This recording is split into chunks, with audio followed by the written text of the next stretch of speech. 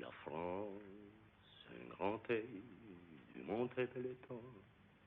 Puis chancer ça les femmes, aimer au rang. Chercher la femme, pourquoi cette fois-ci de les trente et les prendre les pauvres ensemble. Et voilà pourquoi l'amour te les tend. Lili! No, signor Commendatore, i carabinieri. I che? I carabinieri. E che cosa vogliono? Non lo so. E lei, Simone Rosario, detto Sassà, fu Francesco? Sì, sono io. Perché? Ho un mandato di cattura per lei. Impossibile. Ci deve essere un equivoco. Lei non sa chi sono io. Simone Rosario, detto Sassà, fu Francesco. Sì, ma Simone Rosario, detto Sassà, fu Francesco. È un galantuomo, un benefattore. Ma io ho un mandato di cattura per lei. No, è impossibile, ci deve essere uno sbaglio. Nessuno sbaglio. Permette che telefoni? Faccia pure.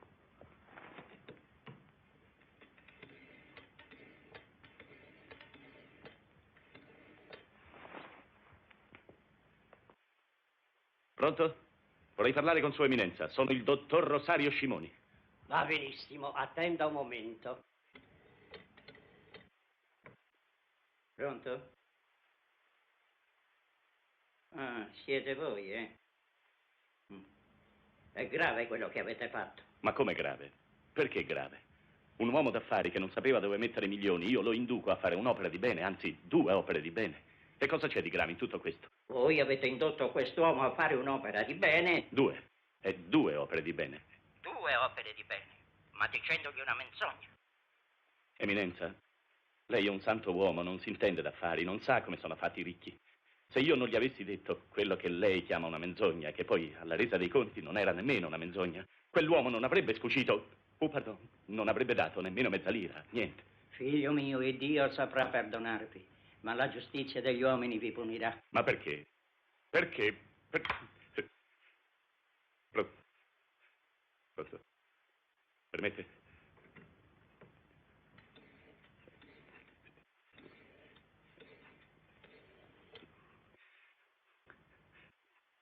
Pronto?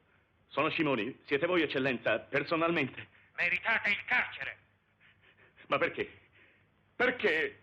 Io non ho mai fatto del male. La Chiesa non può abbandonarmi, proprio adesso che dedico tutte le mie forze ad una beata, alle congregazioni di carità. La Chiesa non deve, non può, non deve, non può. Pronto? Vede bene che non c'è niente da fare. Sì. Lasciatemi almeno il tempo di vestirmi, no? Vabbè, aspettiamo fuori, eh?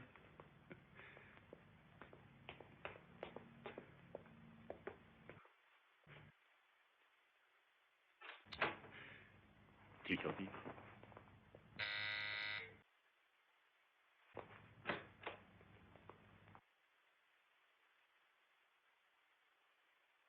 Ma che succede? Si accomodi, c'è il maresciallo. Sasà! Non si può entrare. Perché? Non fate domande. Piuttosto rispondetemi. Chi siete voi? Sono Mista Ormina. No, il nome. Il nome. Lili De Angelis. Il papà? Arcibaldo. Ma che mondo è questo? Cose da matti. Convinco un mascalzone, sia pure con la menzogna, a spendere il suo denaro per opere di bene e mi arrestano. Ma cosa avrei dovuto fare? Aiutarlo a frodare lo Stato? Cerco di procurare denaro alla Chiesa e la Chiesa mi abbandona. Io sono un galantuomo! Sono sempre stato un galantuomo io! Fin da quando ero ragazzo. Galantuomo, sempre. Fin da quando avevo 20 anni e vivevo qui a Catania. Ecco, questa è la piazza. Piazza del Duomo. Bella, eh? Ero giovane allora. 1912, oh. Ammaggi. Come ero bello. Bello e amato. Amato e amavo. Amavo tutti. Il re, la patria e le donne. Soprattutto le donne. Sì, ma fin da allora nella mia vita c'era una spina. Eccolo, arriva. Don Luigino benedica. Voscenza benedica, Don Luigino. Baciammi le mani.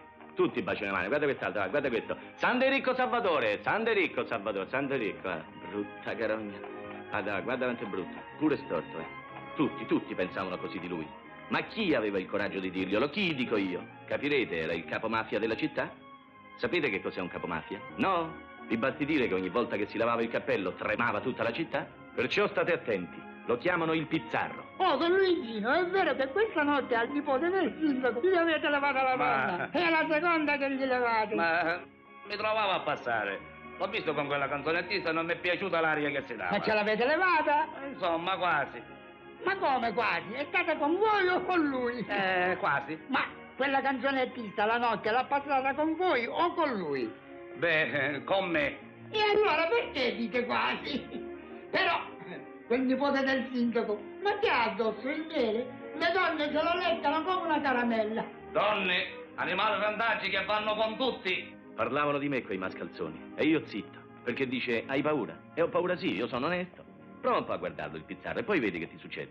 Perché che succede? E tira fuori il coltello. E beh, hai paura, perché tu no, guarda che basetti. Oh, onorevole Toscano. Buongiorno. Osegui, gentile signora. Come mai al municipio? Vengo qui a parlare a favore dei caprai. Sembra che il sindaco voglia vietare il passaggio delle capre per le vie del centro. Scusi, che cosa mi trova di interessante lei? Perché mi dice questo? Perché mi guarda? Non posso guardare? Padronissimo, per carità. Anzi, mi tolgo il cappello davanti a lei. Grazie, molto gentile. Veramente gentile. Bene, siamo d'accordo. D'accordo? Avvocato Giardini è impazzito. Perché? Ma come? Sfida il Pizzarro. Quale sfida? Lui mi ha fatto la gentilezza di cavarsi il cappello e io gli ho risposto con altrettanta gentilezza. Ma questa è una sfida. Levarsi il cappello e dire che si è d'accordo significa che lei accetta uno scontro. Alla pistola o anche col coltello. Ma neanche per sogno. E allora gli chiedo ascolta. Ma scusa di che? Lei lo ha guardato? E che? Gli ho forse fatto un buco guardandolo? Ora gli parlo io. Don Luigino, bisogna accomodare questa faccenda. È accomodata, siamo d'accordo. Ma non così, dovete stringervi la mano. Dopo. Dopo che cosa? Dopo che io avrò tagliata la faccia a lui o lui a me. Segretario del sindaco. Questo ero io. Mi hanno detto che lei vuol sporgere denunzia contro di me. È vero? Io? Denunzia? Ma per carità, non mi passa neanche per il cervello. Cosa vuole che io mi metta per una canzonettista? Ma se la prenda, se la Allora prenda. possiamo stare tranquilli. Sì, tranquillissimi. Ma un amico però mi ha fatto capire che non le sono simpatico. Ma che gli cascasse la lingua, questo suo amico non è degno della sua amicizia, glielo dico io. Lei mi è simpaticissimo, molto simpatico. Come proprio ieri dicevo... A chi lo diceva? A chi lo dicevo? A un tale sul tram. Dicevo, quel giorno quando lei dalla carrozza sparò sulla via Tenea, giustamente, perché è provocato, e io dicevo a questo tale, dico, ma quanto è simpatico, spara. Se le sono simpatico, me lo dimostri. Io sono qui a sua disposizione, Don Luigino. Scusi. Che c'è? Cosa vuole? Non vede che sto parlando? Dica. Che c'è? Lei è il segretario del sindaco. Sì, Bene. segretario. E anche suo nipote, se non sbaglio. Nipote e segretario. Ah, vede, devo farmi un favore. Ci devono essere certe carte, sciocchezze. Certe carte del sindaco riguardanti l'impresa di pubblicità del duca di Lanocita. Carte? Sì. Impresa di pubblicità? Sì. Io e il duca ne avremmo bisogno. Sì, ma io non... Come? Siamo d'accordo? Siamo... va bene. Don Luigino, per lei farò tutto il possibile per... Che cosa vuole? Sta aspettando, scusi. Sapremmo disobbligarci. Ma per Sono carità. l'onorevole Toscano. Vengo qui a parlarle per quella questione dei caprai. Se lei potesse farmi avere un appuntamento con il sindaco. Con chi? Con il sindaco. Sì, sorridimi. Mica mi faccio illusioni. Se mi sorridi vuol dire che hai avuto un passato burrascoso. Scusami, sai, io non ho mai avuto fortuna con le donne oneste. Era questa un'altra spina della mia vita. Un appuntamento con il sindaco. Ma senz'altro. L'avviserò, signora. Grazie. Anzi, verrò io ad avvertirla a casa sua. Sì? Caro avvocato Giardini. buongiorno. Deve farmi un favore. Che c'è? Deve convincerlo a chiedere scusa al Pizzarro. Ne va della sua vita. Ma per carità, se nel mio sguardo ci fosse stata la minima intenzione di ironia o di offesa, io l'ho guardato quasi con simpatia. A chi? A lei? Non a me, il Pizzarro. Oddio.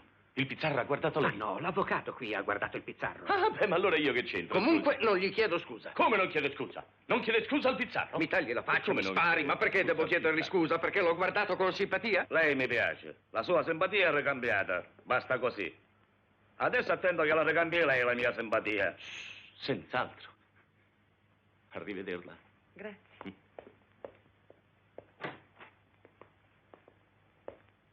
Buongiorno, zio. Ah, buongiorno, Sassà. La posta.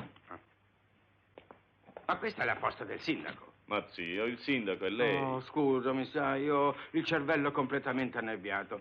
Io dovrei fare una cura, caro Sassà.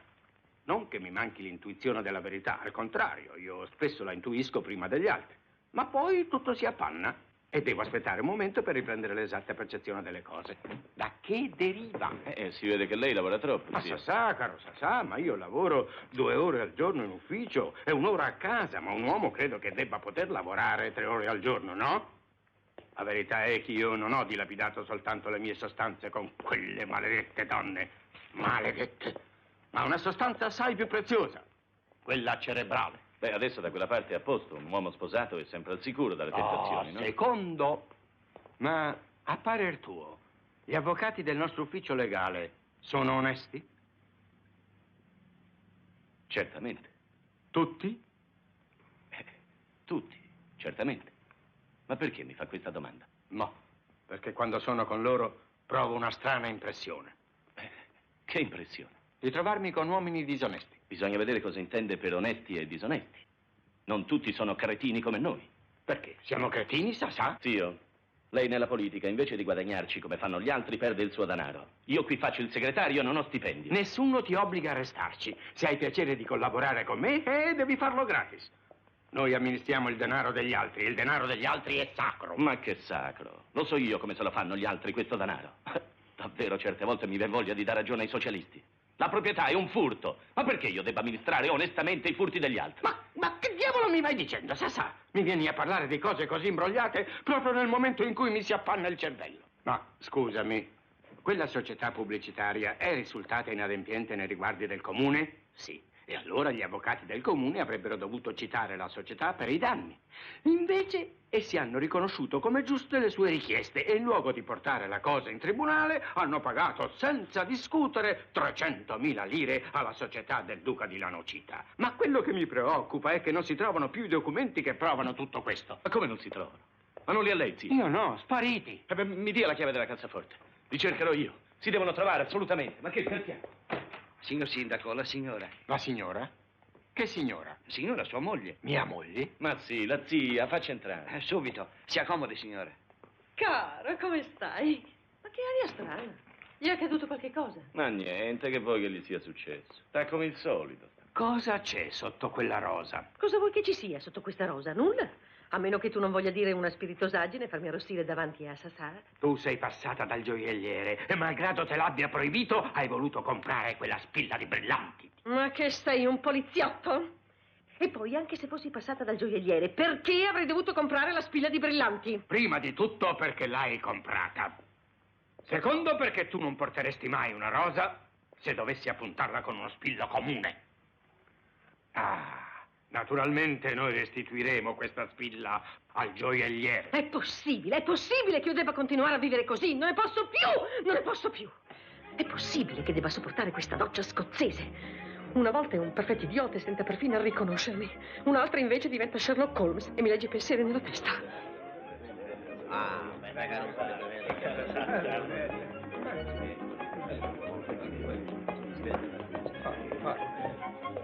Anche tu ti volti? Ma no, non mi volta affatto, ho qui male al collo. Fai tardi la notte. Ma no, zia. Non mi chiamare zia. Ma perché, zia? Bella scusa questa della zia, io non sono affatto tua zia. No. Non sono sorella né di tuo padre né di tua madre. Ma sei la moglie di mio zio? Non abbiamo nulla in comune io e te, tranne quell'idiota. Siamo nati in città diverse. Il nostro sangue è diverso. Zia, stai facendo un discorso immorale. Morale o no? Io ti ripeto che se ti sorprendo con un'altra donna mi vendico subito, e sai come? Gettando una manata di fango su quel tuo caro zio che ami tanto e di cui ne ho fin sopra i capelli. Ma zia! Non chiamarmi zia e smettila di storci con lui. Sherlock Holmes. Che cosa dovrebbe scoprire nella mia vita? Che cosa c'è nella mia vita? Forse qualcuno che mi conforta? Conforta? Qualcuno che mi vuol bene Veramente? veramente? Ah, era un uomo che mi amasse. Farei tutto. Tieni, li ho presi per te. I documenti. Grazie, zia. Grazie, Emma. Che ladri. Però prima di darli al pizzarro voglio farne una copia fotografica, non si sa mai. Quanto mi piace nei momenti in cui sei felice. Darei il mio sangue per te. Sì. Grazie. Perché non puoi volermi un po' di bene? Sì. Andiamo. Avrei tanto voluto dirle. Perché non posso volerti un po' di bene? Perché sei un ex canzonettista e hai avuto il passato più burrascoso di tutta Catania. Ecco perché. E io invece cerco una donna onesta. Perché io sono onesto e mi piacciono le donne oneste, ecco. Che vestito elegante. E non me lo sono certo fatto con i soldi del municipio. Oh, sa, non torniamo sempre sullo stesso Ecco, argomento. bravo, non torniamo sullo stesso argomento. Però io un giorno o l'altro... Va bene. Un giorno o l'altro farai quello che vorrai.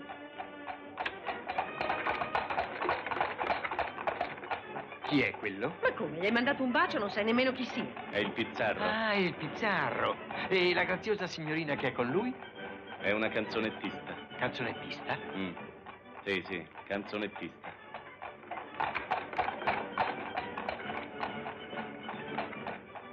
Chi è? Questo poi è troppo. Ti ha mangiato un intero giardino di limoni e non te la ricordi nemmeno. Un intero giardino di limoni a me. E quando? Prima di sposarmi, se no ti avrei rotto questo ombrello sulla testa. Sì, non fare anche il gesto. Ci sono delle signore che guardano. Non sono le signore che ci guardano. Sei tu che guardi le signore. Bisogna dirlo molto chiaramente che qui in Sicilia noi siamo in una trincea avanzata nella lotta contro l'analfabetismo. È qui soprattutto che noi dobbiamo levare il grido di scuole, scuole. Chi è che parla? Onorevole Toscano.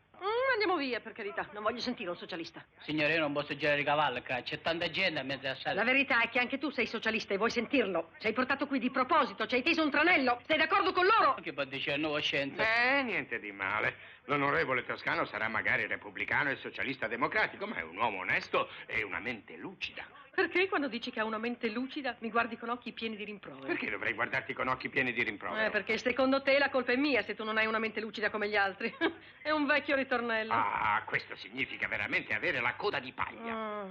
Tutti i lavoratori coscienti dei propri diritti.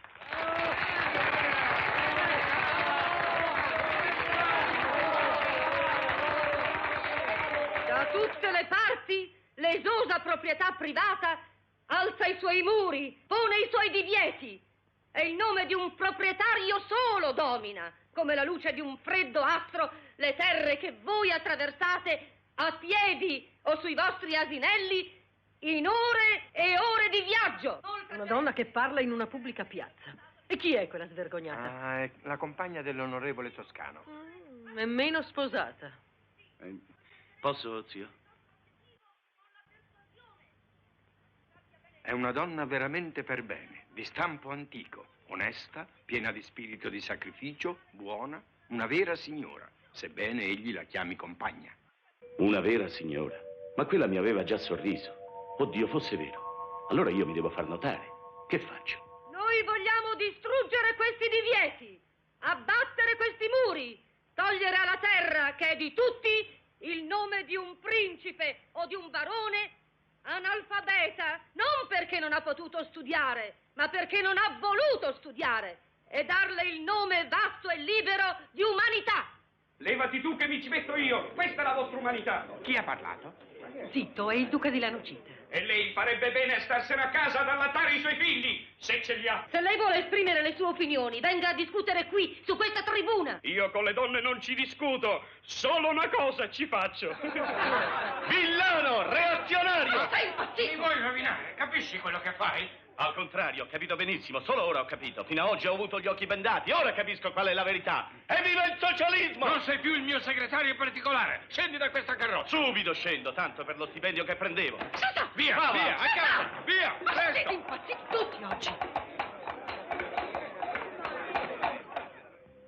Così, per farmi amare da quella donna onesta, diventai socialista e repubblicano. Cessai immediatamente di amare il re, che era una sola persona, e cominciai ad amare il popolo, che erano tanti. Ecco qua. Mi sembra inchiostrato male. Ma gli altri sono stampate meglio. Molto meglio, onorevole. Adesso gliela faccio vedere. Peppino, portami un'altra copia. Momento, che fetta c'è? E se mi avete fetta? Eccola. Ecco, guarda, onorevole, guarda.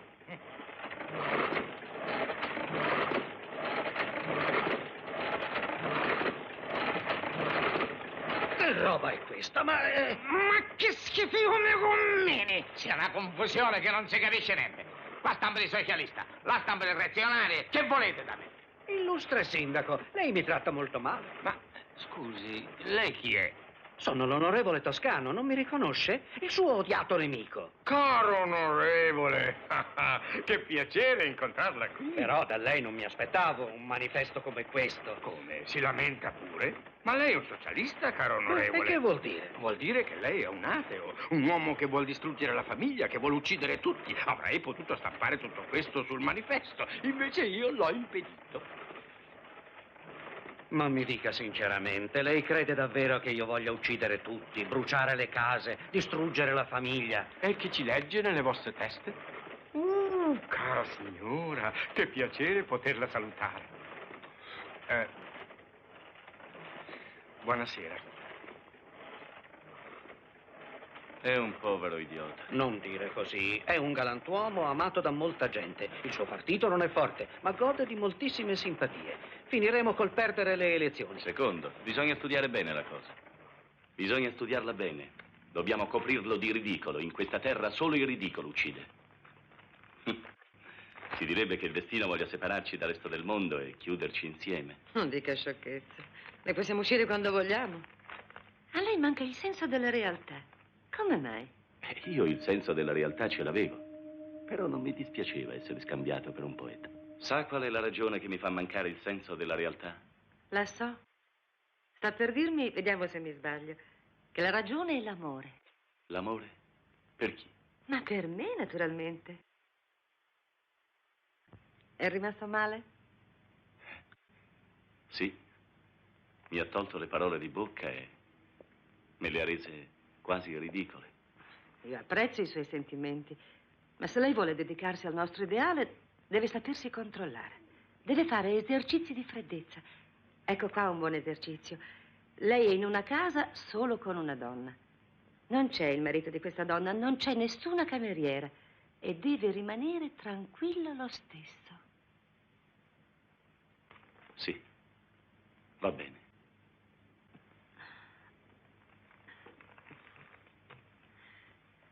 Ecco così, come due amici, come due compagni dedicati allo stesso ideale. E adesso su, lavori. Sì. Su, andiamo. Che cosa mi stava dicendo del sindaco prima? Che dobbiamo coprirlo di ridicolo? E come? So io come. Trionferemo. E l'occasione venne subito. Una settimana dopo, il prefetto dava un ricevimento in onore di un'altezza reale di passaggio a Catania. Cara signora, venga, onorevole, la voglio presentare a Sua Altezza. No, la prego. Non posso stringere la mano a un principe reale. Sono repubblicano e socialista. Non sarei venuto qui se la reginetta delle scuole magistrali, che verrà premiata stasera, non fosse la figlia di un tranviere. Non vedo che cosa ci sia di male. Che guardi? Niente, passiamo di qua.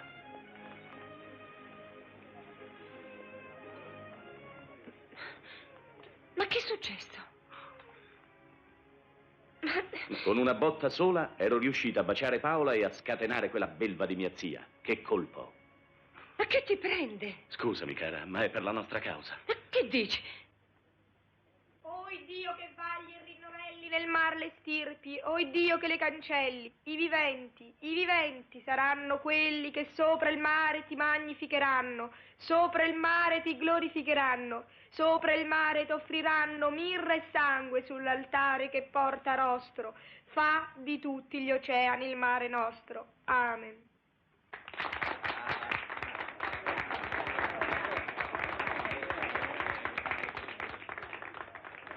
La figlia di un povero tranviere che vuole tutti i mari del mondo e certamente non ha la macchina per cucire.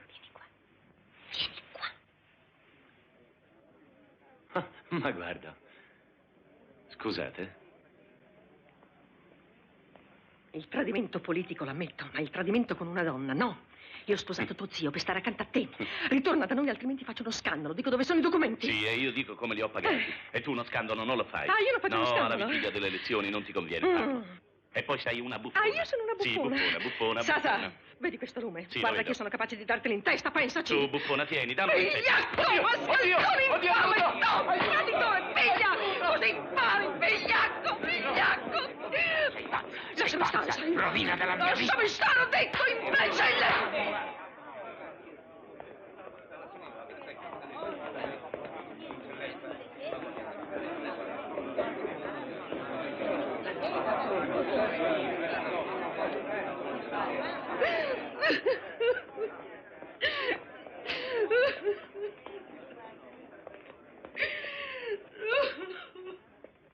Dopo quello scandalo, mio zio si ritirò dalla politica e si fece avanti questo signore qua, ecco, vedete?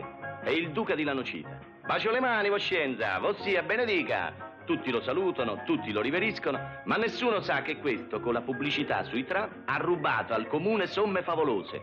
Bacio le mani, Voscenza, benedica. Inchinatevi tutti, e questo intanto mangia, ruba e mangia. E questi due sarebbero gli avvocati del comune, giù, un bell'inchino. Sono loro che dovevano scoprire l'imbroglio e mandarlo in galera, invece no, si sono accordati con lui e ci hanno guadagnato sopra. Vedreste anch'io qualcosa ci avevo guadagnato. Questi sono due altri avvocati.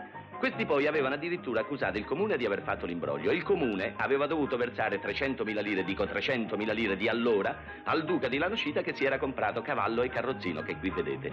Poi una bella villa che qui non vedete e queste due pellicce. Hai capito? Il duca di Lanocita?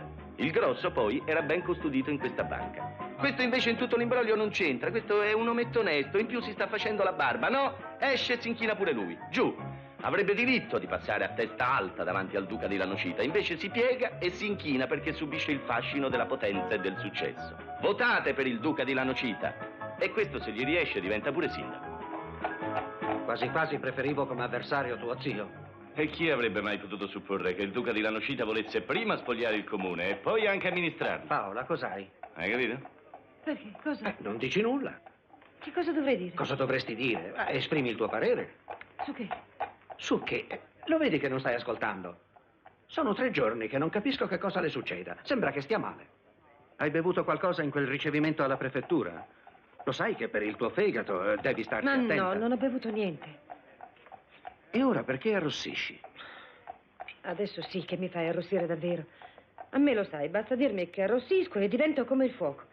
E poi non mi piace che tu mi faccia certi discorsi davanti agli altri. Davanti agli altri? Ma Sasà è come un fratello. Scusatemi. Non la capisco più. Mi credi se ti dico che in 10 anni di matrimonio, perché siamo sposati nonostante facciamo credere di essere soltanto compagni, non l'avevo mai vista così. Non c'era stata una sola parola dura tra di noi. È stata un'unione veramente benedetta dal cielo. Lo so, mi dispiaceva, pover'uomo, ma pure lui, dico io, la lasciava in tipografia fino a tarda notte, dice tante oneste. E vabbè, per questo anch'io sono onesto. Infatti con lei avevamo in comune l'onestà, nient'altro per il momento. Ma da cosa nasce cosa, sai? Basta insistere. Beh? Sì, poveretta, la sua situazione stava diventando sempre più imbarazzante. E siccome questa situazione l'avevo creata io dovevo risolverla. È una parola, però. Uno di noi due era di troppo. Ma chi? Esaminai bene la questione ed appurai che io non mi sentivo di troppo. O io o lui. Io no, toccava a lui. Così, la sera stessa mostrai all'onorevole Toscano la copia fotografica delle lettere private che provavano in qual modo il duca di Lanocita fosse riuscito a corrompere i funzionari del comune. Come è possibile? Il comune è il vero danneggiato e paga invece i danni. Non sorridere, Sasà. Io combatto la società borghese, ma speravo che il mio nemico fosse meno corrotto. Illusioni, onorevole, illusioni. No, la società borghese oggi in Italia è ancora onesta. Dovrei dire purtroppo, data la lotta che noi combattiamo. Ma ci sono dei sintomi che fanno pensare a un avvenire ben diverso. E uno di tali sintomi è proprio questo. Ma io li denuncerò all'opinione pubblica. Metterò in luce tutti i loro vergognosi segreti. Mi starai a sentire. No, onorevole. Lei è troppo buono e, se mi permette, ingenuo. Questi documenti li tengo io. Lasci. Glieli darò al momento opportuno, quando quella gente, non sospettando che esistano queste copie, ci denuncerà come calunniatori. E allora noi dimostreremo che sono dei ladri.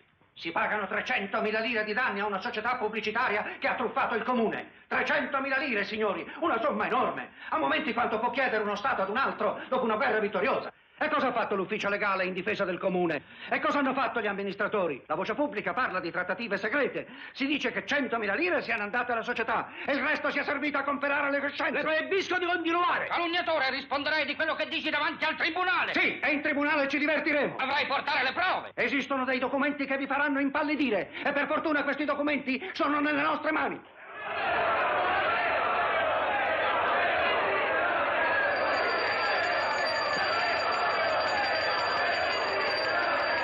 Se mi vuole la difendo gratis. Ma mi dica, esistono davvero questi documenti? Sì. Mi raccomando, li tenga stretti, altrimenti per lei c'è la galera. Avvocato Giardini, i documenti sono in buone mani. Come no? Erano proprio in buone mani. Li avevo io. Ma se li presentavo, che succedeva? Che gli avvocati del comune andavano in galera, ma ci andavo pure io che gli avevo dato una mano. Allora dico, che faccio? Io li brucio, così sistemo tutto. L'onorevole Toscano va in galera e Paola resta sola con me, così non si vergogna del marito. Bruciai i documenti e al processo dissi che mi erano stati rubati. E così Toscano fu condannato ad 1 anno di carcere. Ma in fondo siamo giusti. Per la carriera politica gli giovava. Insomma, noi siamo d'accordo sul fatto che si devono cancellare le differenze sociali, non siamo d'accordo sul metodo. Io credo nella libertà. Anch'io ci credo. E io? E io non credo nella libertà. Ma come si fa, dico io, a non credere nella libertà? Giovannino, Che c'è? ti stiamo aspettando, la pasta è pronta. La pasta è pronta. Nella vita della mia famiglia la pasta è tutto. Ci siamo, anzi, si sono arricchiti fabbricando e vendendo pasta. E adesso passano la giornata sospirando il momento in cui possono mangiarla. Beh, scusatemi, riprenderemo la discussione un'altra volta. Buonasera. Buonasera. Sì. Mentre parlavo con Paola, pensavo che era 1 anno che stavamo insieme. E 1 anno è lungo, sapete. Tra poco poi suo marito sarebbe pure uscito dal carcere e ricominciavamo con la storia dell'imbarazzo. E no, basta, io non me la sentivo. Mi fa ridere, mi fa l'avvocato Giardini con quelle sue teorie. Mi fa proprio ridere, mi fa. Perché ti fa ridere? Per quel suo amore per i poveri. È facile amare i poveri quando si è ricchi come lui. Oh, ma non è mica ricco. Intanto a casa lo considerano un po' matto. E ho sentito dire che lo hanno anche diseredato. La ricchezza va tutta alla sorella. Ah, sì? Hai visto com'è brutta, poverina? Beh, io non la trovo mica tanto brutta, sai? Ma come? Lei è socialista e mi fa di questi discorsi. Va bene, io sono socialista, ma quando la patria chiama... Io sono invece del parere che questa guerra non bisogna farla. È una guerra di popoli ricchi che si vogliono strappare a vicenda i mercati. Noi non c'entriamo. Va bene, noi non saremo un popolo ricco, ma anche da noi ci sono i ricchi. E questi ricchi potranno ricavare dei vantaggi da una guerra vittoriosa. Secondo me, quando i ricchi di un popolo povero stanno bene, anche i poveri del popolo povero non stanno mica male. Ma lei ragiona come mio padre, che è pastaio e sicuramente si prepara a vendere in guerra la farina di contrabbando. Vede, lei ragiona anche come mia madre. Ma lei fa male a parlare così dei suoi genitori. La mamma e il babbo sono sempre la mamma e il babbo. Io non ho niente da spartire con loro. Ho rinunciato alle loro ricchezze. Ed è inutile che le dica la ripugnanza che mi fa questo salone e questi quadri che stillano sangue. Sangue? Sì, sangue. Di gente che non è riuscita a pagare i suoi debiti a mia madre ed è stata costretta a vendere i quadri, i tappeti, i mobili. Perché parli male della tua famiglia con gli estranei? E tu perché stai sempre dietro le porte ad ascoltare? È un vizio insopportabile. Buongiorno.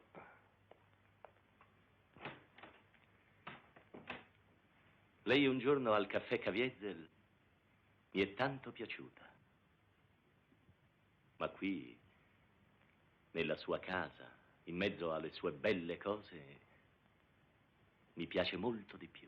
Ma non sono cose mie, sono di mamma. Mamma. Mamma. Sì, sono di mamma. Sì, lo so, va bene, di mamma. Ma le cose di mamma sono anche sue. Ma perché non ci sposiamo? Mamma dice che lei è uno spiantato.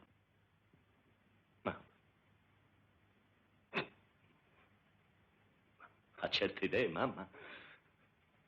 Mariuccia, ma cosa fai? La mamma. Vuoi ammazzarti? Ma perché, signora? Un cannolo di ricotta non può farle male. Ma c'ha il diabete. Oh, che vita. Non poter mai mangiare le cose che piacciono. Vorrei morire. Quando vorrà il Signore, moriremo. Ma non dobbiamo ammazzarci con le nostre mani e farci mangiare i soldi da quei ladri dei pasticceri. No. Mi pare che mamma esageri. I cannoli non fanno male a chi ha il diabete. No, No, glielo assicuro. È una prepotenza che vogliono farle. sa che lei è intelligente. Beh, ci vuol poco a capire. Quando si vuol bene.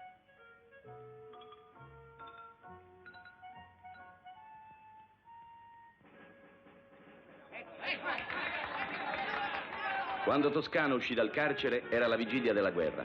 Fu un vero trionfo. Ma io non c'ero in mezzo a quella gente. Hai visto mai che quello ritirava fuori la storia dei documenti? E poi io avevo altro da fare quel giorno. Io stavo nella mia garsoniera.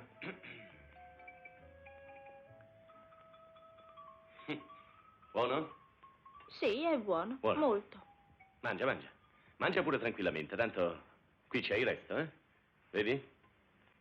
Guarda, guarda quanti. Piano, piano, piano, mangia piano. Un po' di marsala? Marsala, sì. A voi? Oddio, chi sarà? Eh? Chi è? Sta tranquilla, tranquilla.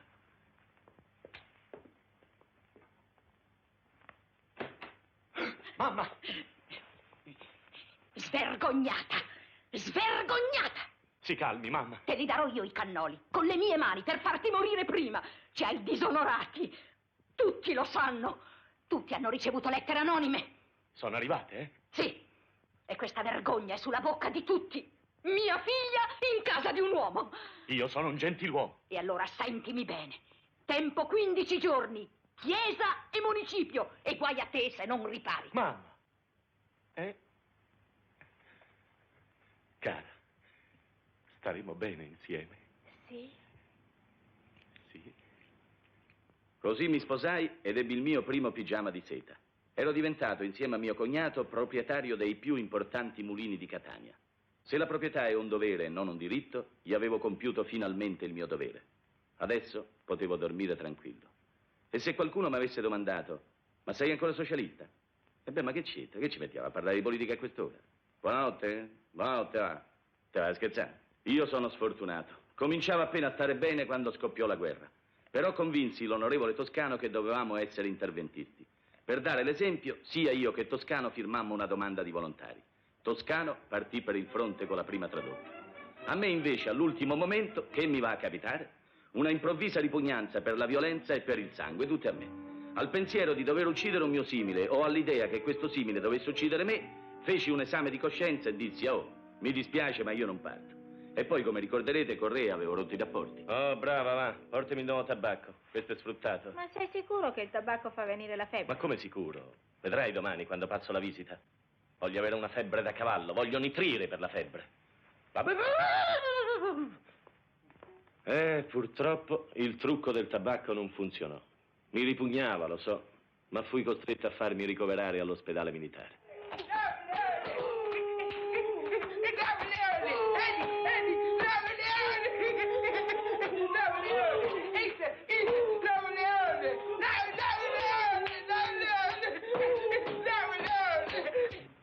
Anche di notte. Nessuno li vedeva, ma loro duri seguitavano a simulare.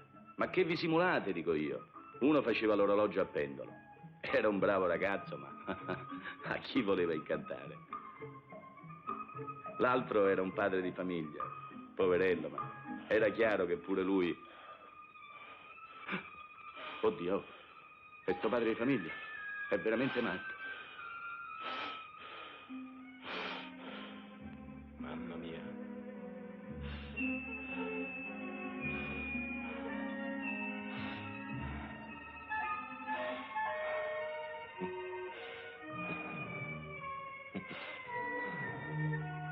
Oddio. Oh! Infame sergente, io t'ammazzo, sai. Tieni, t'ammazzo, sai. Sergente, permette, sergente. Oh! T'ammazzo. Ti voglio ammazzare, ti voglio ammazzare, ti voglio ammazzare. Come dice? A me, permette, sergente. Infame sergente, io t'ammazzo, sai. Infame sergente, io t'ammazzo, sai.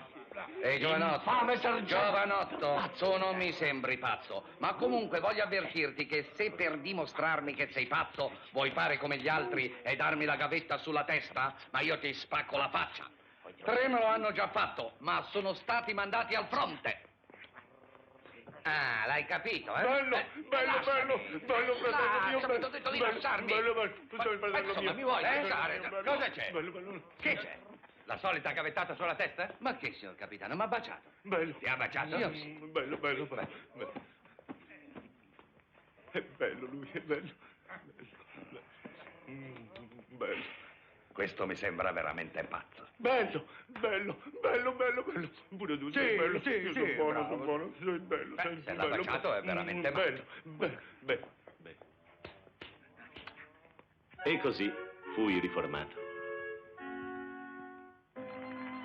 Era il 1923. Mio cognato si occupava dei mulini, mia moglie della casa. Erano molto buoni, ma io pure di qualche cosa dovevo occuparmi. Purtroppo ero pratico solo di un certo tipo di donne e mi occupai di loro.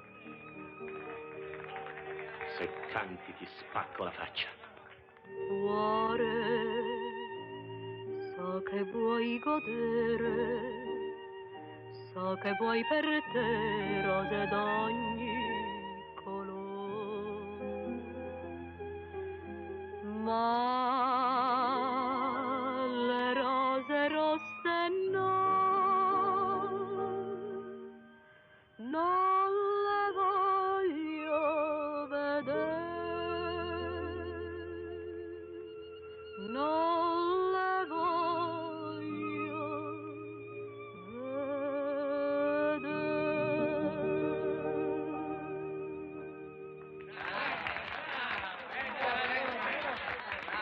E adesso spaccami la faccia. In albergo. Applauda sua sorella. Vai. Vuole che le chiami una carrozza? Ma che carrozza? Facciamo 2 passi a piedi. Vuole fare 2 passi a piedi. Permetti, signora, posso accompagnarla? La signora non ha bisogno di accompagnamenti. È già accompagnata da me. Te sì? Un momento. Se questa signora è accompagnata da lei, questo signore è accompagnato da me. Lei se ne approfitta perché è il Pizzarro. Io me ne approfitto perché ho sangue nelle vene e tu non ne hai. Prima della guerra lei mi ha portato via 3 donne. Poi c'è stata la guerra, tutti sono cambiati, ma lei non è cambiato. Neanche tu cambi mai. Ti seguono a piacere le donne che piacciono a me. Beh, ma non è giusto. Non è da gentiluomini. La signora è forse sua moglie? Se lei mi dice che è sua moglie, io faccio dietro front e me ne vado senza voltarmi. Dica dunque, è sua moglie? No, non è mia moglie. E allora siamo d'accordo? No, non c'è bisogno di lavarsi il cappello. Se la prenda. Andiamo. Au revoir, chérie. Vigliacco! È così che difendi il tuo padrone. Siete così voi lupi alsaziani. Via! Pussa via, vattene via! Nemico sei! Via! Pussa! Perché lo dice al cane, vigliacco? Se lo dica a se stesso. Come si permette? Chi è lei? Sono il barone Mazzei, vecchio amico di suo padre, che se fosse vivo gli caschierebbe la faccia per terra dalla vergogna. Non la ricordo. Io non la conosco. E poi, lei non è barone. Non sono barone? Gliene do 2 prove. La prima è questa. La seconda è quest'altra. Aspetto i suoi padrini. Prima. Seconda. Terza. Non così, questa quarta è. Va bene, quarta, terza, prima. Tanto se il barone Mazzei, come voi dite, non sa tenere la sciabola in mano, io non mi batto. Sarebbe come ammazzare un bambino. Prima, seconda, terza, ma vai, che... Se è questo che ti preoccupa, stai tranquillo. Ti abbiamo mentito perché credevamo che tu avessi paura. Io? Il barone Mazzei è campione regionale di sciabola. Campione regionale. Campione nazionale, devi dire. Ah! L'avete detta la verità? È campione. Allora mi ammazza. Vabbè, io non mi batto. No, non mi batto. E sarai squalificato? Come Squalificato? Che vuol dire squalificato? Perderai tutte le amicizie. Non potrai più frequentare le sale del circolo. Tutte ti prenderanno in giro. Sicuro. Vabbè, allora io mi devo battere. È doveroso. Su, È doveroso. andiamo. Guardi, avanti. Aspetta. Levati di mezzo tu, levati. Che cos'hai, Sasà? Niente. Che ti succede? Non vuoi venire a dormire? Vuoi un cioccolatino, Sasà? Ma che cioccolatino? Qui ci vuole un'idea, ci vuole. Ma è possibile che non ti viene mai un'idea, mai? Un'idea? Che dici, Sasà? Non ti capisco. Quando mi guardi così, sai a chi somigli? A quello là, come si chiama? Quello che il nome è venuto sui giornali. Oddio, non mi ricordo. Ma chi? A quel fascista, quello che è andato a Roma. Ma chi è? Tutti vanno a Roma. Gli assomigli tale e quale. Ma chi? Lanzafame, pettinato, Majorana, chi è? No, quello che c'è andato con la gente a fare la marcia. Mussolini. Mi pare proprio lui. Ti somiglio. Tale e quale.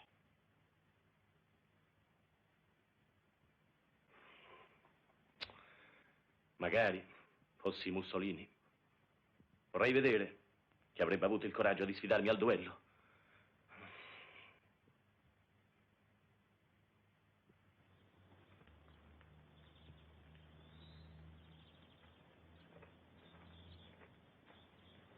In linea. Saluto. Un momento. Che saluto? Una persona che mi ha offeso senza una ragione, io non la saluto. Ricominciamo? È un'ora che stai cercando scuse. Insomma, Sasà, sto duello lo vuoi fare, sì o no? Calma, signori miei. E chi ci rincorre? Calma. In linea. Fermi tutti! Fermi! Don Gaetano. Mi dispiace, ma non sapete che il nuovo regime proibisce severamente i duelli? Fatemi la cortesia, datemi le armi, non è per offesa, eh? Dai. Un momento, federale, qui ci stiamo battendo per cause d'onore, sono cose nostre. Onore, una canzonettista. Una canzonettista, io rispetto le leggi, ma questo duello si deve fare. Barone, siamo o non siamo fascisti? E allora che fa un fascista obbedisce. Ah, a questo punto ci troviamo. Allora proprio non si può fare. No, Sasà, mi dispiace, siamo fascisti e dobbiamo dare il buon esempio. Bella scusa. Ma mi permetta, caro Don Peppino, prima di essere fascisti siamo siciliani. Giusto. E per i siciliani c'è una sola legge, che è quella dell'onore. Del resto anche il fascismo è basato sull'onore. Ma caro barone... Ma mi dica, caro Don Peppinello, il fascismo non è forse basato sull'onore? Se lo volete fare, fatelo. Tanto che vi posso dire, io non ho visto niente. E allora? Un momento, una parola. E qui, Don Peppino mio, c'è da chiarire un equivoco. E qui c'è una questione tra onore e dovere. Chiariamola, scriviamo a Roma, telefoniamo. Ma io non me la sento di venir meno al mio dovere di cittadino e di fascista. Sasà, io non ho visto nulla e non so nulla. D'altro canto, se è una questione d'onore, una questione di donne, tagliatevi la faccia. Io mi volto dall'altra parte. Ma che parte. tagliatevi la faccia? Oh, e se lo viene a sapere il nostro duce, non si arrabbia. Sasà, in caso il rapporto lo faccio io, puoi fidarti. E tu diresti una bugia. Una bugia per un amico. Don Peppino, io di te mi fido, ma i camerati... Una parolina fa presto a scappare, allora addio tessera, e io alla tessera ci tengo. Picciotto, avete sentito? Per conto mio. A me non interessa. D'accordo? D'accordo. Allora se volete proseguite pure, garantisco io. Auguri. Ah, benissimo, hai visto Sasà come tutto si accomoda? Vieni, Sasà, vieni. Dunque, signori, in linea. Ma se lo sa? Dunque, in linea. Ma se lo sa Mussolini? In linea. No, io rispetto il governo, le leggi, tutto. Ma come? Se voi volete impagare il regime, padronissimi, ma ve la vedete con Roma. Ma no, Se ve la vedete con Roma. E poi io con un antifascista non mi batto. Ma cosa dice? Dico che con un antifascista non mi batto, va bene? Prima di essere siciliano, io sono fascista, va bene? A noi! Così diventai un pezzo grosso fascista. Saltai sulle baionette.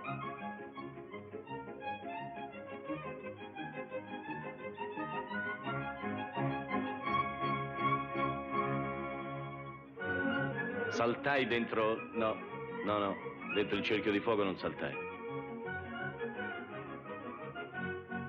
In seguito partecipai alle gare di nuoto con i più alti gerarchi.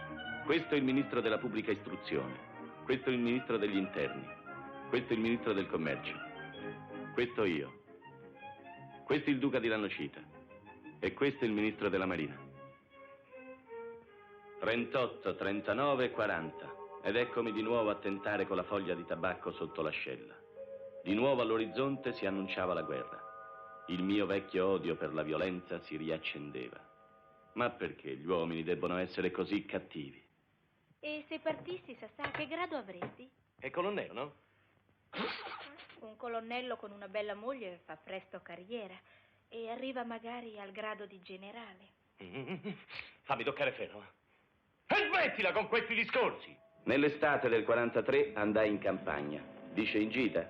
Ma come in gita? Ma che sei scemo? Non vedi le bombe? Sfollai. Invece mia moglie niente, rimase in città per sorvegliare i suoi interessi. Poveretta. Una bomba proprio sulla casa. Quando tornai, della mia cara moglie non c'era più nulla, nemmeno un gioiello. Ero rimasto solo con quel simpaticone di mio cognato, che era un famoso antifascista. Hai visto mai che perdevamo la guerra? Avrebbe aiutato a diventare antifascista anche me. I mulini andavano forte, ma io, capirete, non ero fatto per la vita comoda. Così il lavoro normale lo lasciavo a mio cognato. Io, sfidando ogni rischio, soccorrevo la popolazione. Vendevo la farina senza tessera, che era molto più pericolosa. Rocco! Rocco! Carri da morto, uno solo ce n'è? Uno solo, commendatore. Vieni con me, vieni. Oh, ma quanti sacchi state caricando? E quanti sacchi state caricando? Quanto pesa un morto? Quanto pesa lei? Ci sono pure più grossi. Caricate, caricate. Da 80 kg quello? Sì, commendatore. Bene. Svelti, lumache, Rocco! Comandi, commendatore. Accompagni tu i sacchi? Sì, signore. E se ci fermano? E che ci dici? Che entra all'azzo, sirena di emergenza e via, senza fermarvi. Ma che volete? Forza Nera, Rocco! Manda via queste donne! Forza Nera! Gli alleati arrivarono un giorno prima del previsto. Io non avevo mai dubitato della loro vittoria, tutti mi sono testimoni. Però come giustificare questa mia tragica situazione di gerarca? Chi gliel'avrebbe spiegato? Io non so l'inglese. Così bruciai tutto.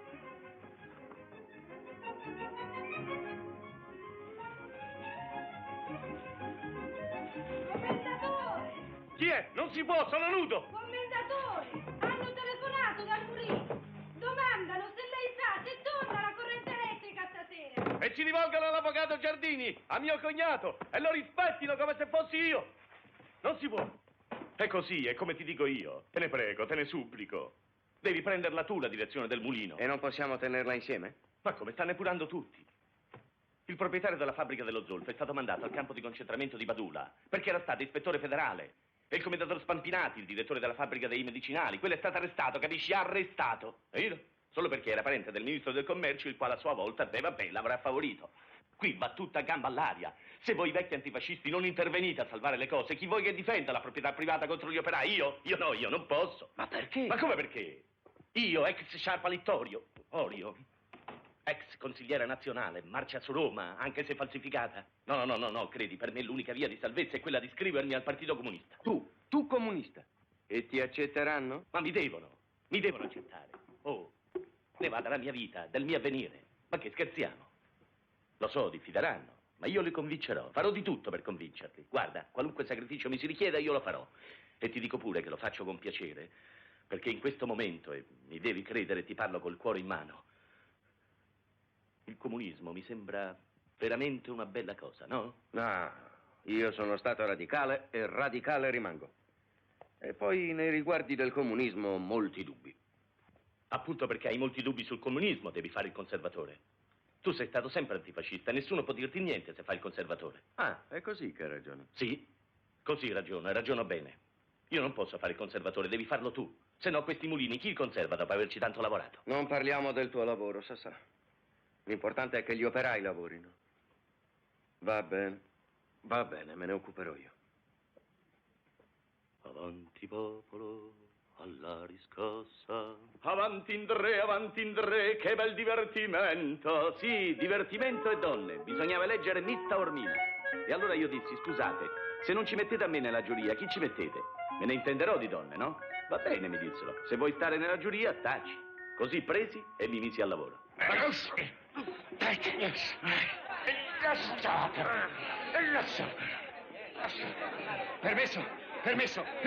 Che succede? T'ammazzo, sai, per quanto è per Dio, io t'ammazzo. Io sono il presidente della giuria. Ah sì? Questo giovanotto toccava le ragazze. Ma che tocca?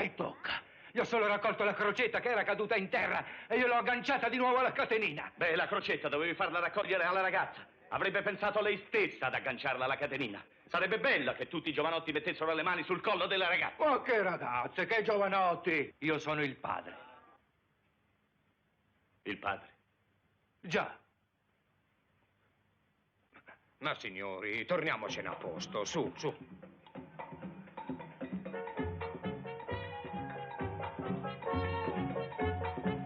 Ma tu guarda che mi va a capitare.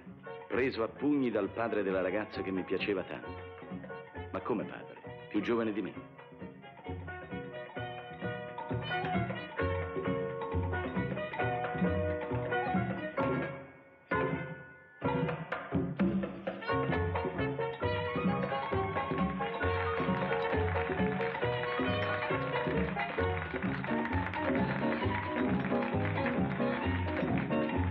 Quel concorso segnò veramente una svolta nella mia vita. Chi l'avrebbe detto che alla mia età avrei conosciuto per la prima volta che cos'è l'amore? Ah, che ragazza! Con quella freschezza, quel sorriso, Sì, insomma, mi piaceva tutto. Mi sembrò di tornare ventenne, un grillo. Vicino a lei mi sentivo di ricominciare tutto da capo. C'era il fatto del padre, lo so, c'eravamo presi a pugni. Ma niente, sciocchezze, tutti quelli che si prendono a pugni poi diventano amici. E lei, signor De Angelis, non si oppone che sua figlia faccia del cinema? Sarebbe bella che si opponesse. Ah, ha sentito come rispondono le ragazze d'oggi? Ha già avuto offerte lei, signorina, per fare del cinema? Sì, parti secondarie che non voglio accettare. Io voglio entrare dalla porta principale, non da quella di servizio. Come mai in Sicilia non c'è una casa cinematografica importante? Beh, i siciliani che hanno denaro sono tutti diffidenti. Credono che il cinema si faccia solo per andare a letto con le attrici. Scusi. Ma di che? Come di che? Già, una ragazza che vuol fare del cinema e ha delle doti. E chi la regge più? Lilli tanto fece che convinse la famiglia a trasferirsi a Roma. E io appresso. Anche perché i miei mulini andavano male e hai visto mai che qui trovavo qualcuno che mi faceva un mutuo? Così, eccomi a Roma. Che città.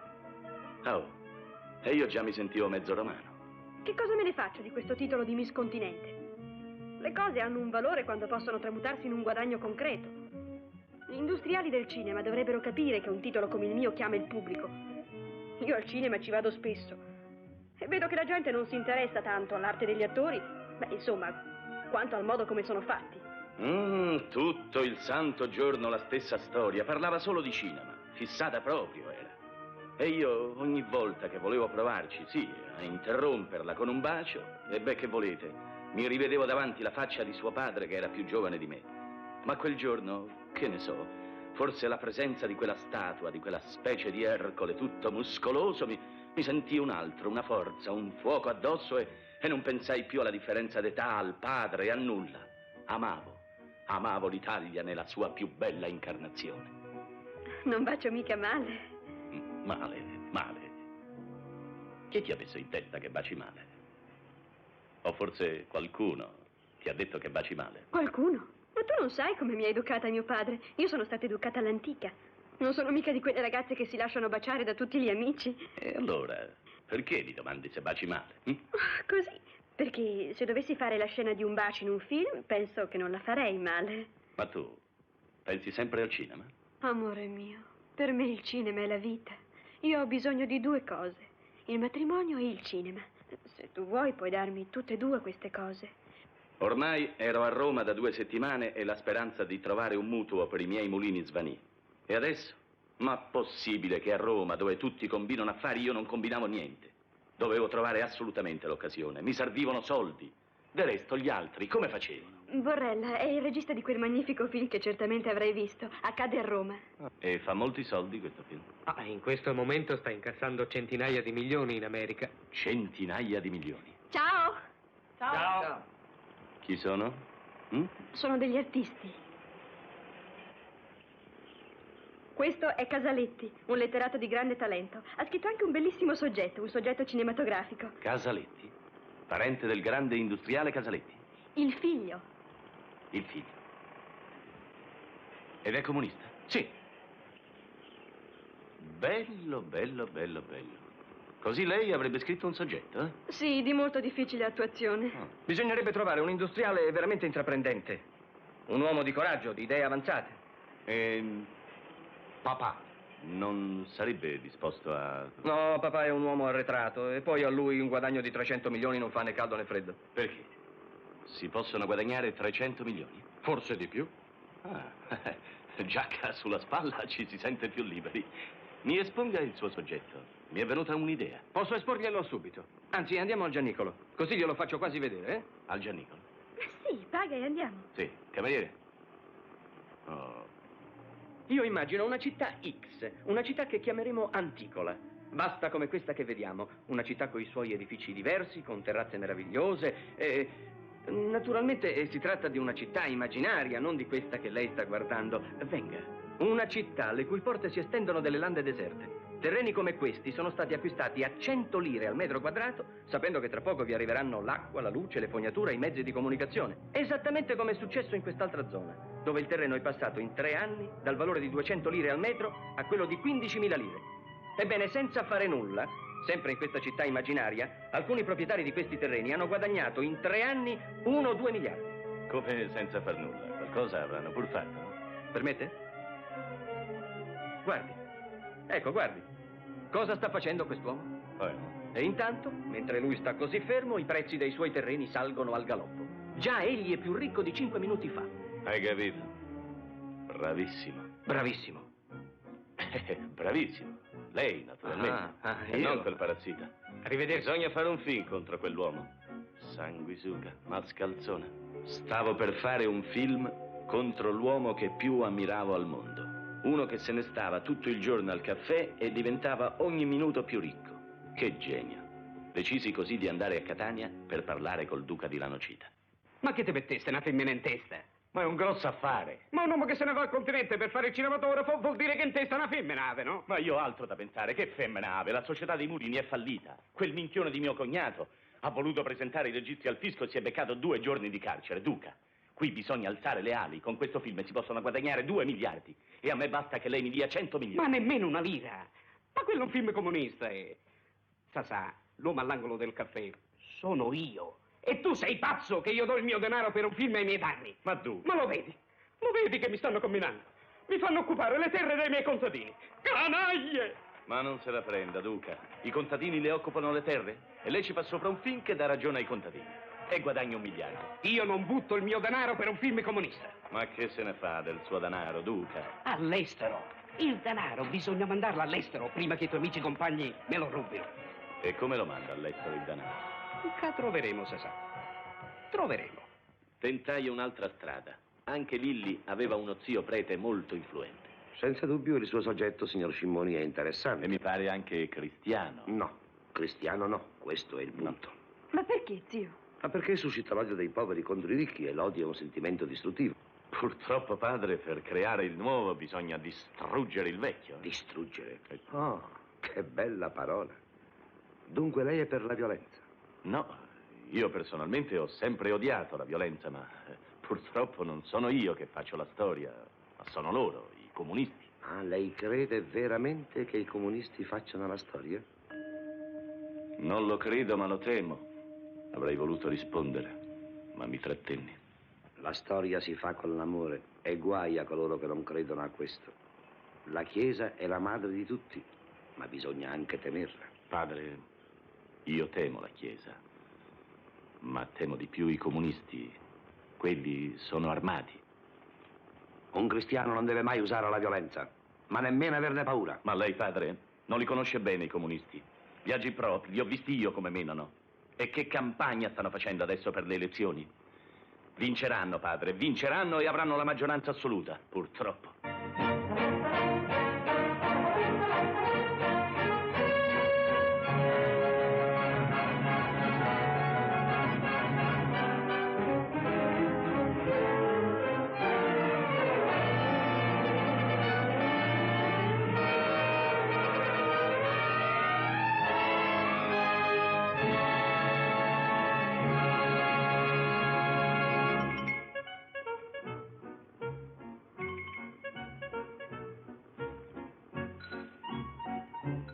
Mi inchinai al giudizio della maggioranza e considerai finito il mio esperimento comunista. Oh, ciao Sasà. Ciao. Ti presento Giacomo Piacere, Patti, ha scritto un piacere. soggetto cinematografico. Anche lui, comunista, eh? No, democristiano. Democristiano? Sì. Davvero? Anche il soggetto? già. Ma bravo, Certo. il demo. Così telefonai subito al duca che il nuovo soggetto cinematografico piaceva anche ad un monsignore, persona influentissima.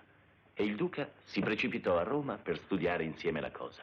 Queste congregazioni di carità di cui lei mi ha tanto parlato devono certamente disporre di grandi mezzi. Beh, in generale fanno una vita molto modesta. I mezzi occorrono per gli spostamenti, per i viaggi. Vivono di elemosina. All'elemosina poi si aggiunge qualche offerta da parte di anime buone. Sì, ma come fanno a mandare tutto questo denaro all'estero? Ma è cosa consentita dalla legge. Ah, sì? Il duca di Lanocita mi disse: Sasà, lo vuoi proprio fare questo film?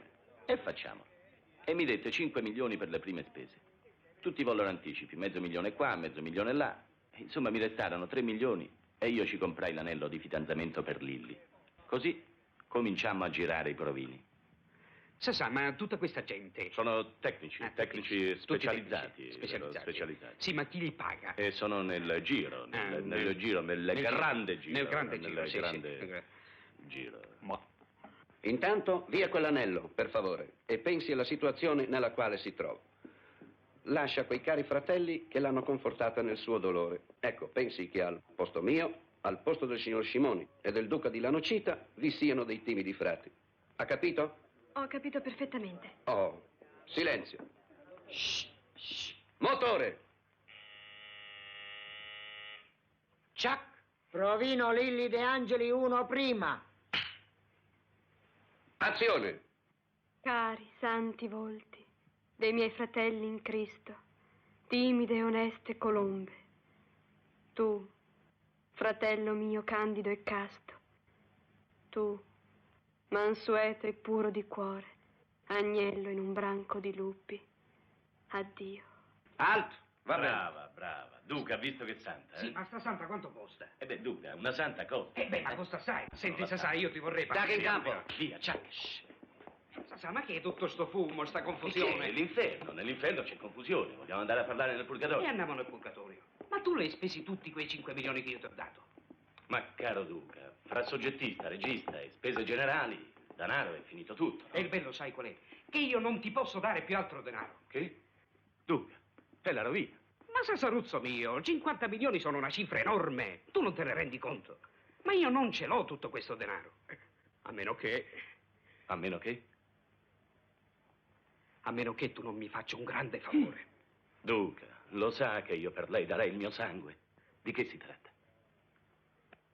Questo fu il capolavoro della mia vita. Riuscii a far credere al duca di Lanocita che quel denaro che versava alle congregazioni sarebbe stato trasferito all'estero a suo nome. Riuscii a far credere a quell'onesto prelato che il duca dava quella somma alle congregazioni al solo scopo di fare un'opera buona. E questo non era vero. Va bene, ma... Però in compenso non stavo per fare un film su una delle più gloriose sante della Chiesa. Coi soldi del duca? Vabbè. Ridatemi quell'anima! Ridatemi quell'anima! Oh, io scatenerò una tempesta! Tuoni! Fulmini! No, io non posso recitare con questa porcheria. Alto! Ma cosa fa? Io non mi presento al pubblico del mio grande paese con queste corna, dopo quello che è successo con la mia moglie. Ma il diavolo deve avere le corna, se ne convinca. Gliele rifacciamo, gliele ricompriamo più belle, più Invece belle. non le avrò. O mi fate recitare senza corna, o rompo il contratto e mi torno nella mia patria, Un momento, dico io. Dovetti dargli altri 5 milioni per farlo recitare con le corna. Quella somma me la strappai dalle budella. Perché proprio in quei giorni stavo acquistando uno di quei terreni che in un anno sarebbe cresciuto di prezzo 50 volte se fossi riuscito a farlo lotizzare, come si dice. Insomma, anch'io finalmente ero un signore che senza far niente diventavo sempre più ricco. E poi l'avevo capito che dormivo. Anche se la mia società andava in passivo, io che ero presidente mettevo qualcosa da parte e mi ritrovavo in attivo. Che bel panorama, eh? Questo si gode dalla terrazza del mio appartamento, un super attico ai Parioli che mi sono comprato recentemente. E io me ne stavo lì, sdraiato al sole. Sognavo e ingrassavo. E mi sentivo anche un pochino poeta. Duca! Ladro! Io ti mando in galera! In galera ti mando! Duca, mi lasci parlare, le spiegherò tutto. Ma che vuoi spiegare? Non c'è niente da spiegare. Alla banca di New York non ho trovato nemmeno una lira a mio nome. Duca, aspetti. Si vede che le congregazioni non hanno ancora fatto il trasferimento. Ma quale congregazioni? Ma non infangare il nome delle persone oneste che tu hai ingannato. Ho parlato io con Monsignore. Tu hai carpito la loro buona fede. È per questo che mi avevano tanto ringraziato. Duca, vedrà. Se lei il suo denaro non vuole darlo alle congregazioni, glielo restituiscono. Ma tu c'hai una faccia. Che faccia? Faccia da galera. E in galera devi stare, perché io esco di qui e ti denunzio. No. No, Duca. Mi dia tempo 6 giorni. E che ci fai in 6 giorni? Mi bastano. Oggi è sabato, vero? Se io venerdì prossimo non le restituirò i suoi milioni, lei mi denuncerà. Va bene? E va bene. Allora rimandiamo a venerdì prossimo il tuo arresto.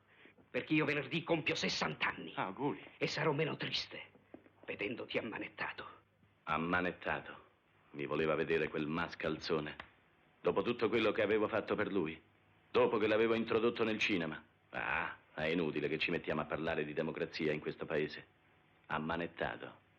A lui lo dovevano ammanettare, che voleva mandare i soldi all'estero. Che notte passai. Pronto? È lei, Marchese? Mi perdoni se le telefono a quest'ora? Ah, no, non fa niente, soffro di insonnia. Ah, ho capito. Sì, però le dirò francamente che io non posso ricomprare il terreno perché la mia proprietà cade già sotto la legge dello scorporo. E quindi sono costretto a vendere. Sì, Marchese, ma lei mi disse quando mi vendette il terreno che fra 2 anni sarebbe valso 200 milioni.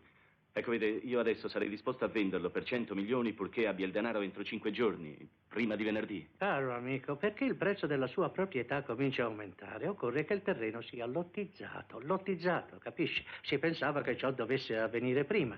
Ma ci sono delle difficoltà. Sì, ma da chi dipende questa lottizzazione?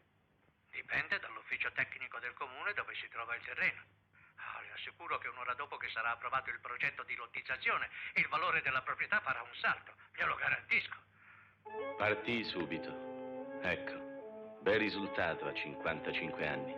Tutta la mia vita in mano di uno sconosciuto. L'ingegner Raul Casamattola. Che nome ha? Ecco qui, è lui. E se fosse stato un mascalzone? Oh, bravo, metti qua. Occorre altre, signore. No, niente, nel caso chiamerò. Non disturbateci, eh?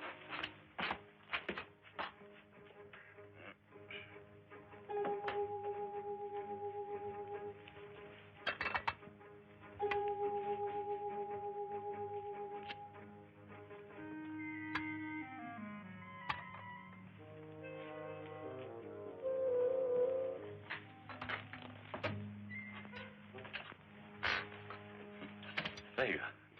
Appetito, ingegnere? Abbastanza. Si accomodi, prego. Si serva, ingegnere. Grazie. Prego, prego. Un antipastino, un po' di salame, un po' di prosciutto. Le va? Sì, buono. 2 cetriolini, ingegnere, due cetriolini. Piace così?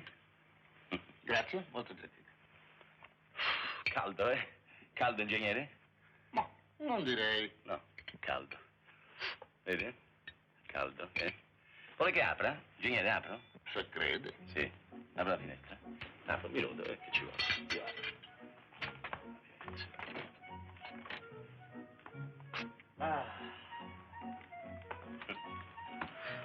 Meglio, no? Ingegnere?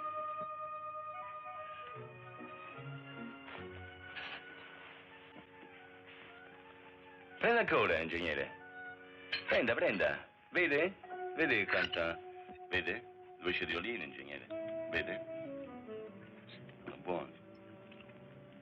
Prenda, prenda, ingegnere. Grazie.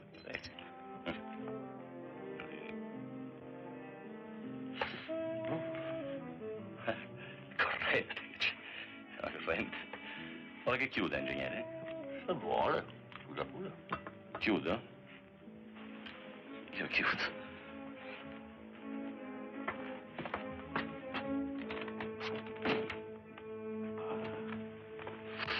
Meglio, no?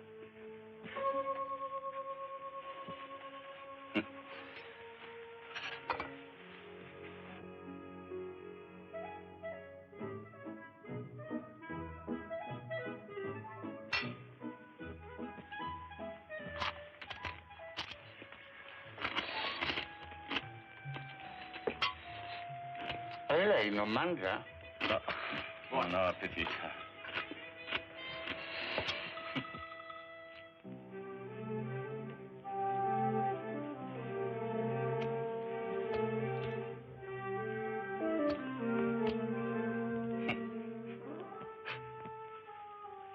Luce falsa, fa ombra sul tavolo. Un grisino, ingegnere? Ingegnere? Un grisino? Io lo mangio spesso il grisino con la banana. Prenda, ingegnere. Prenda un grisino. Mangi con un grisino. Banana.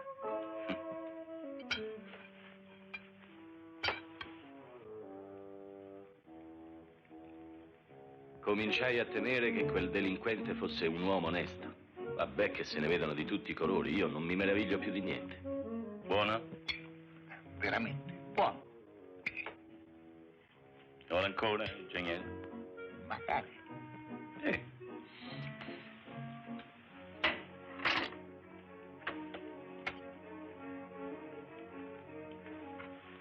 Ecco.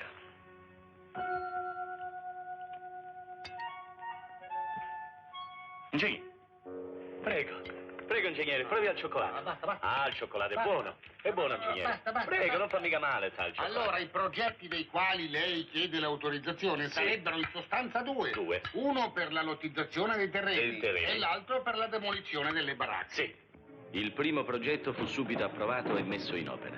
Demolizioni baracche, materiale allo scarico, livellamento terreno, avviamento sfrattati al pubblico ricovero. Furono eseguiti con la massima celerità. Ma quando stavano per approvare la lottizzazione, un mascalzone di consigliere non si mette in mezzo. L'operato dell'ingegner Casamattola deve essere sottoposto a una rigorosa inchiesta. Noi abbiamo tanti bravi, onesti, valenti funzionari che possono eseguirla.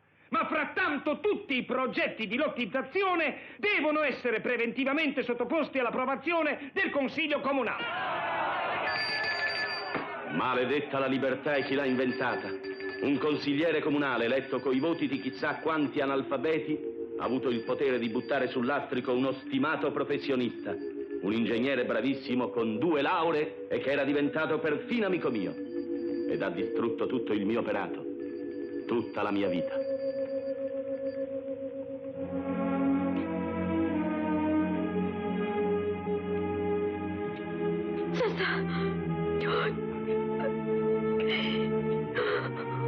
Sii forte.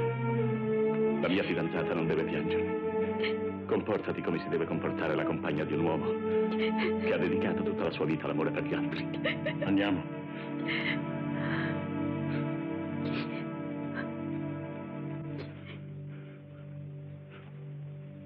Il mio film ha avuto un grande successo a Cannes. I critici l'hanno giudicato il migliore di questi ultimi 2 anni. Si prevede un incasso spettacoloso e questo farà piacere al suo produttore. Il pubblico italiano lo vedrà in primavera. Io lo vidi a Natale.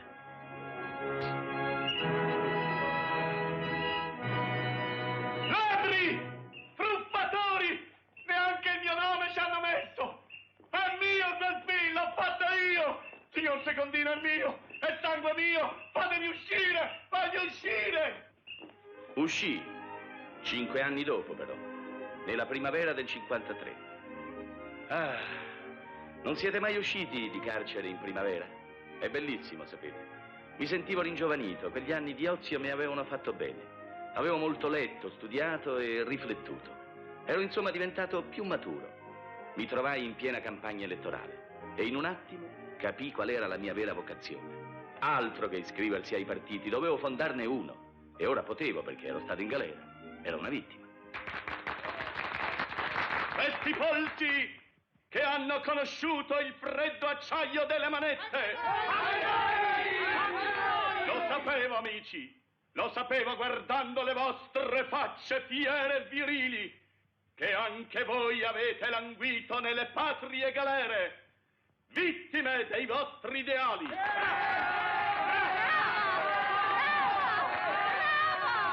A chi chiederò il voto? Non lo chiederò certo ai borghesi pantofolai, né ai baciapile ipocriti, né ai negatori della patria, ma lo chiedo agli uomini di cuore e di fegato sano, a voi, agli uomini che hanno saputo vivere nel pericolo, pericolosamente. Anch'io come voi ho sofferto per i miei ideali. Sono stato calunniato e condannato, vittima dei raggiri della plutodemocrazia. Non fui eletto, ebbi 112 voti soltanto. Ma che importa? L'essenziale nella vita è farsi conoscere. E poi mi rimase il camioncino. Attenzione, attenzione!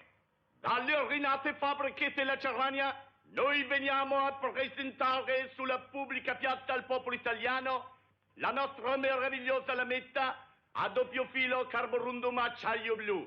Bitte Fräulein, bitte Butte, no?